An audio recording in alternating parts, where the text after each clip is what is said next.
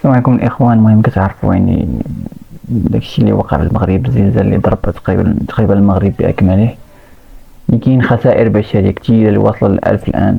اللي كنشوفوا جهود مبذوله من طرف السلطات. الحاجه اللي زوينه هو ان كاين واحد التضامن ما بين المغاربه كاملين في المساعدات، لا بالنسبه للتغذيه لا بالنسبه لانقاذ الناس. وهنا كنبارطاجي معكم ايضا اللاعبين المغاربه اللي كانت عندهم مباراة مقررة اليوم ضد ليبيريا في مدينة أكادير، يعني تا هما تبرعوا بالدم لإنقاذ الناس، وهذا شيء جيد. يعني عندنا في دولة المغرب كيكون تضامن سواء من الكبير أو الصغير، سواء اللي يعني معروف اللي ما معروفش كيما كاين. المهم أننا نقتل الناس ونكون يد وحدة.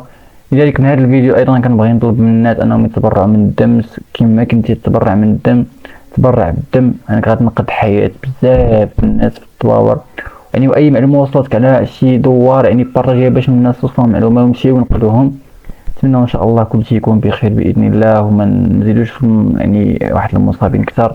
نتمنى كل شيء يكون بخير، ونسال الله يعني السلامه ونطلبوا من العافيه، وهذا الشيء اللي كاين.